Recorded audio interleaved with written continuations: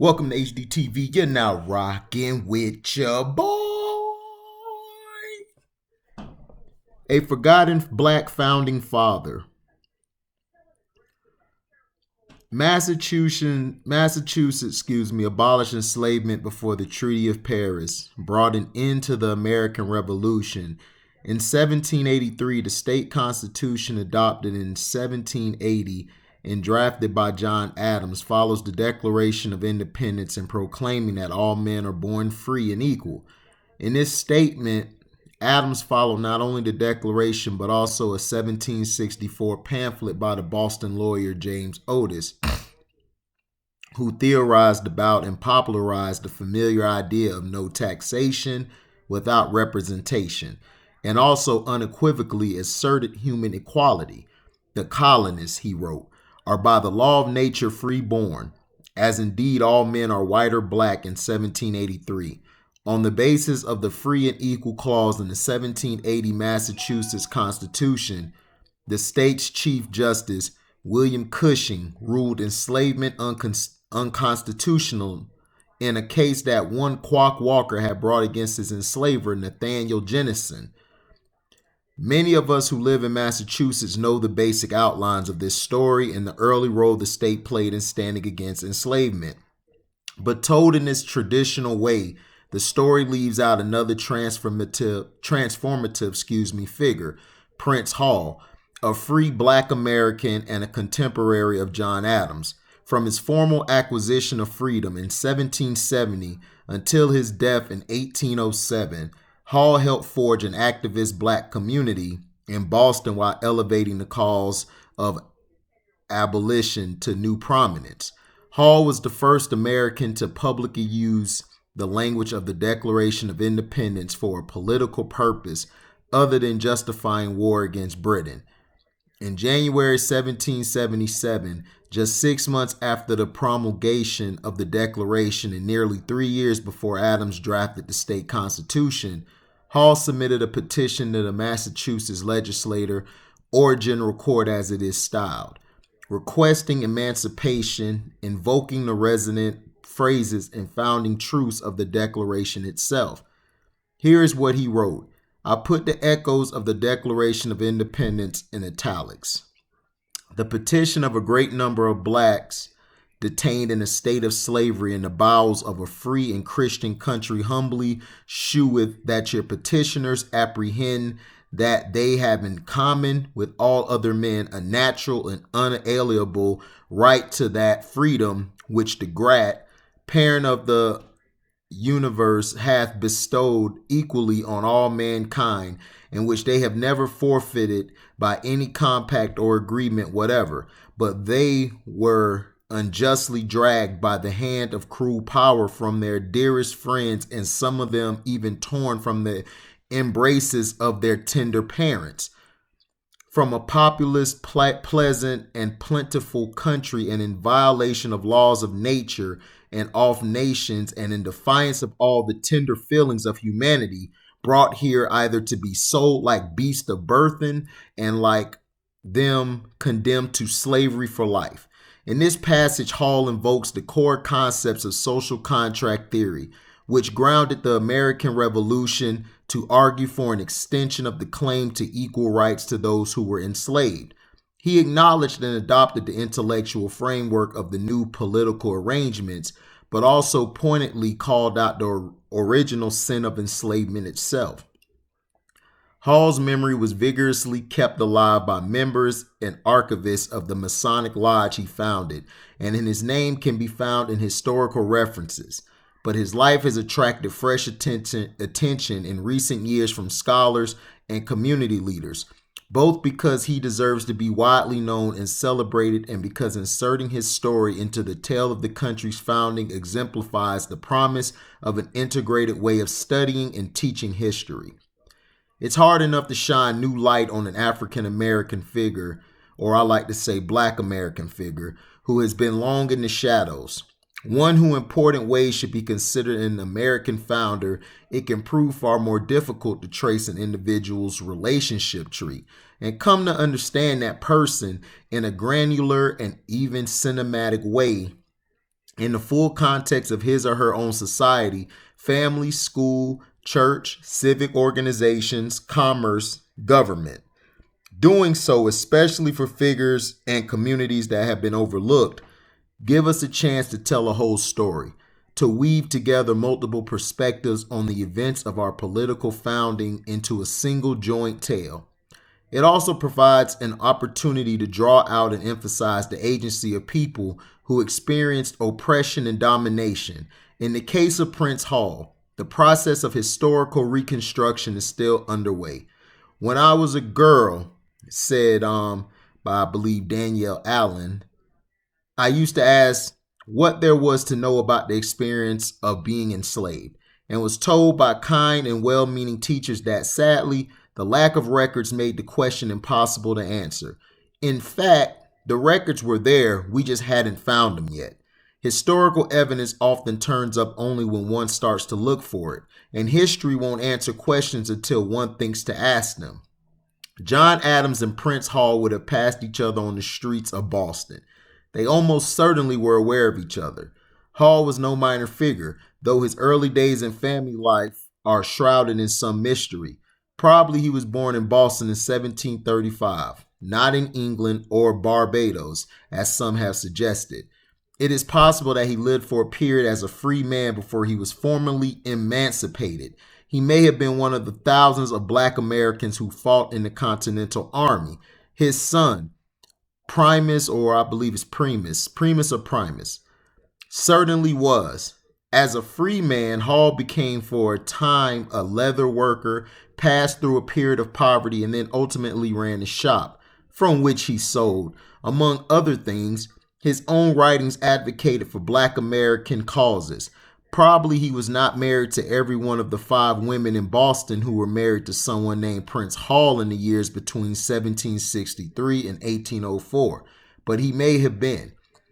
Whether he was married to Primus' mother, a woman named Dahlia, is also unclear. Between 1780 and 1801, the city tax collectors found their way to some 1,184 different black taxpayers.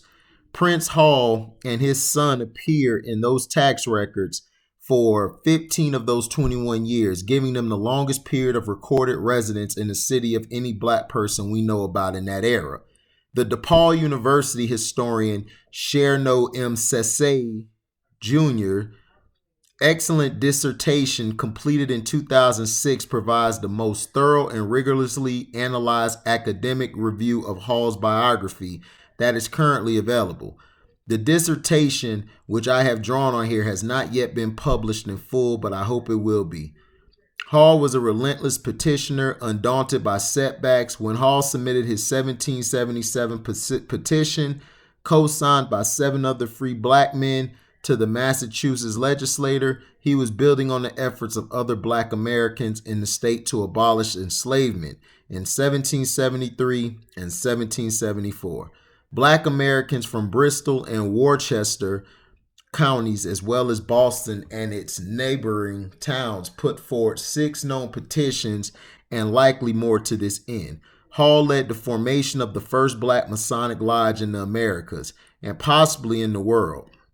The purpose of forming the lodge was to provide mutual aid and support and to create an infrastructure for advocacy. 14 men joined Hall's lodge, almost surely in 1775, and in the years from then until 1784, records revealed that 51 black men participated in the lodge. Through the lodge's history, one can trace a fascinating story of the life of Boston's free black community in the final decades of the 18th century. Why did Hall choose Freemasonry as one of his life's passions? Alonzo Tehuti Evans, a former historian and archivist of the most worshipful PrinceHAll Grand Lodge of the District of Columbia, took up that question in 2017 lecture. Hall and his fellow lodge members, he explained, recognized that many of the influential people in Boston and throughout the colonies were deeply involved in the Freemasonry. George Washington is a prominent example, and symbolism that resonates with the Masonic meaning adorns the $1 bill to this day. Hall saw entrance into Freemasonry as a pathway to securing influence and a network of supporters. In a world without stable passports or identification documents, participation in the order could provide proof of status as a free person. It offered both leverage and legitimacy, as when PrinceHAll and members of his lodge in 1786 offered to raise troops to support the Commonwealth in putting down Shays' rebellion. In the winter and spring of 1788, Hall was leading a charge in Boston against enslavers who made a practice of using deception or other means to kidnap free black people, take them shipboard, and remove them to distant locations where they would be sold into enslavement.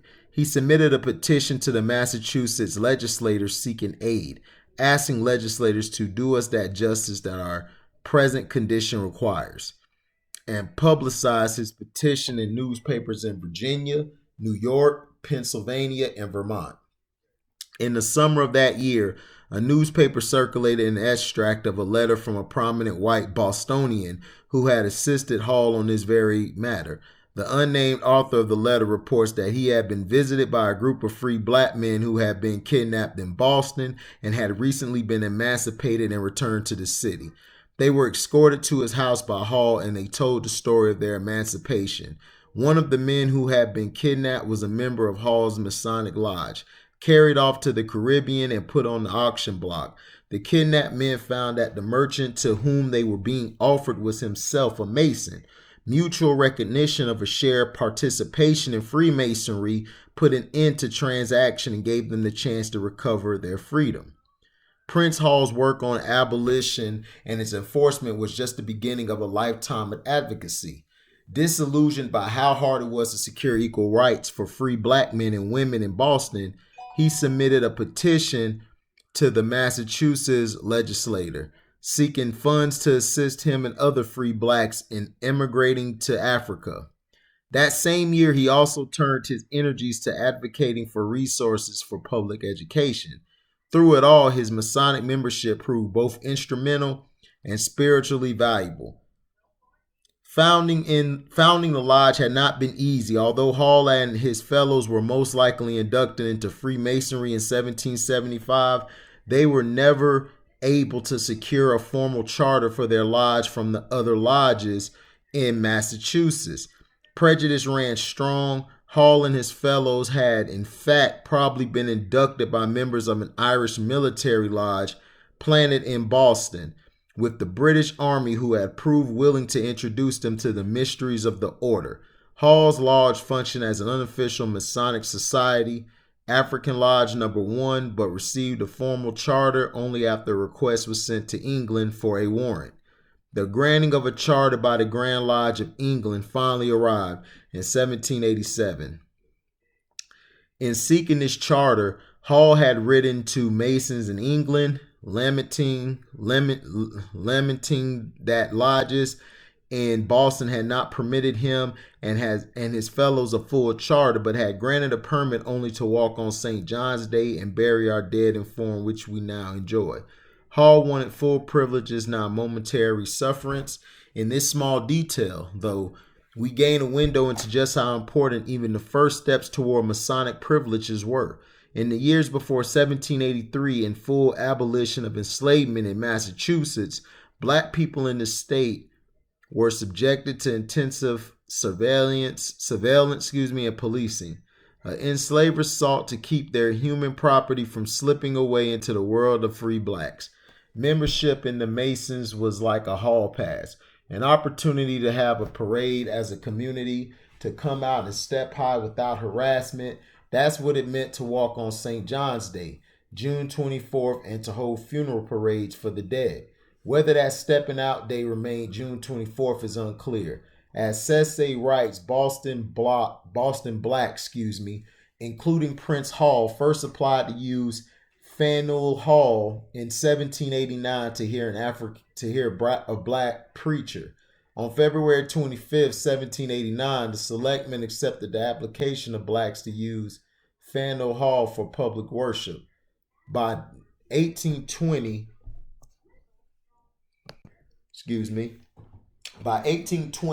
the walk on St. John's Day appears to have become African Independence Day and was celebrated on July 14th, Bastille Day.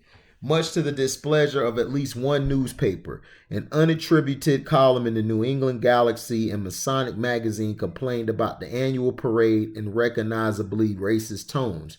The mention of Wilberforce at the end is reference to William Wilberforce, the British campaigner against enslavement.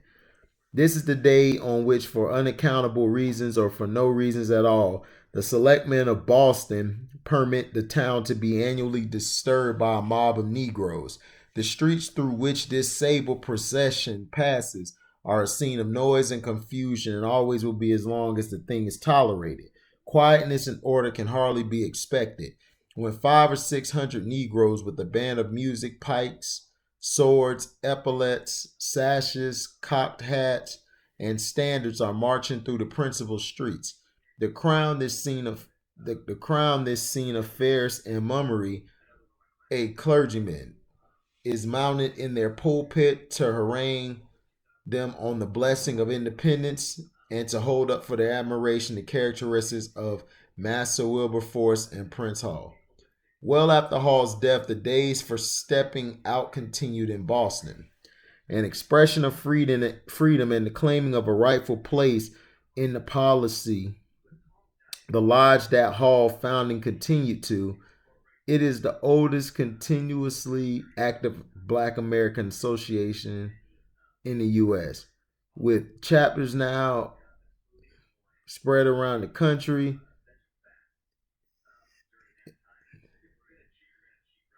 Let me see. Yeah. It works in support of public education, has endured. In the 20th century, the PrinceHAll Freemasons made significant contributions to the NAACP, in many places hosting the first branches of the organization. In the 1950s alone, the group donated more than $400,000 to the NAACP.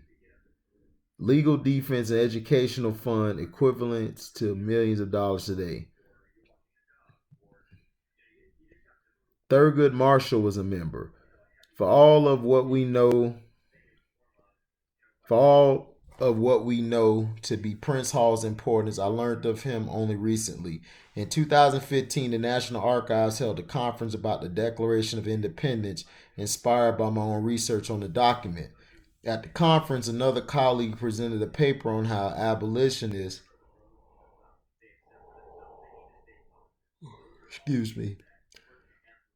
had been the first people to make use of the Declaration for political projects other than the Revolution itself.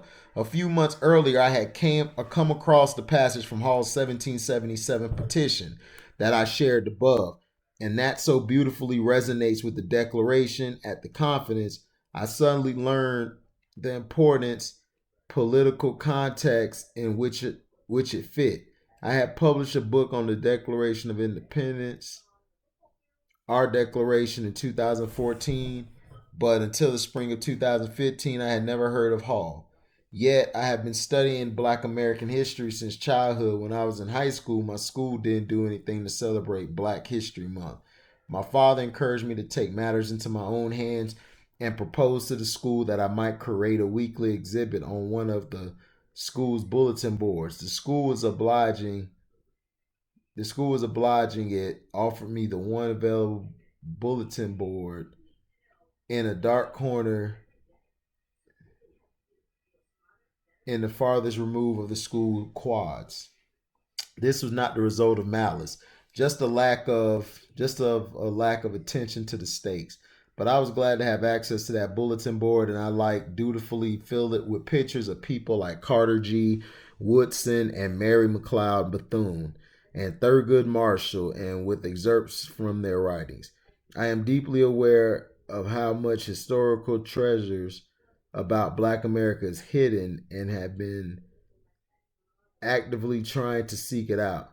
While I was on the faculty of the University of Chicago, I helped found the Black Metropolis Research Consortium, a network of archival organizations in Chicago dedicated to connecting all who seek to document, share, understand, and preserve Black experience. And while I was at Chicago, someone in the spirit of that old bulletin board, I curated an I curated an exhibit for the Special Collections Department of the campus library on the 41 Black Americans who'd earned a doctorate. At the university prior to 1940, the largest number of doctorates awarded to Black Americans up to that time by any institution in the world. Even so, I had not known about Prince Hall. Having discovered Hall at the ridiculous age of 43, I have since made it a mission to reach others about him. At Harvard's Edmund J. Safra Center for Ethics, we have undertaken a major initiative to develop civic education, curriculum, and resources. Among the largest projects is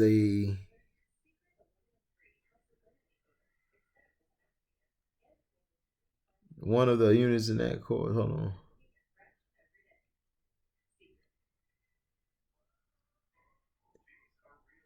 Okay. Civic engagement in our democracy. One of the units in the course that is centered on Hall's life.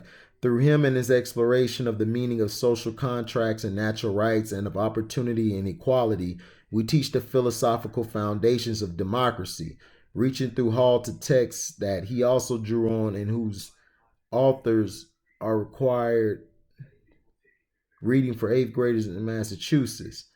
For instance, Aristotle, Locke, and Montesquieu, these writers and thinkers were important figures to Freemasons in Hall's time.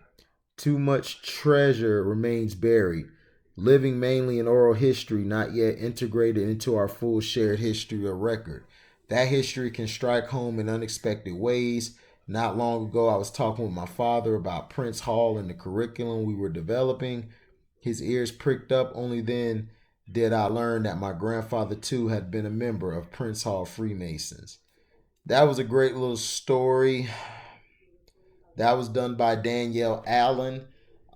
She talks about PrinceHAll, who was forgotten. And it's not just PrinceHAll; it's a lot of brothers who were forgotten in America.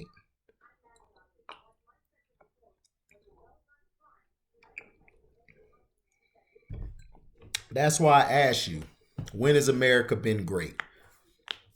When you didn't know anything about PrinceHAll, who helped shape the Declaration of Independence. And it's crazy because a lot of people talk about Freemasonry. Freemasonry, a lot of brothers took it up because it's an order, it's a familyhood, it's a brotherhood.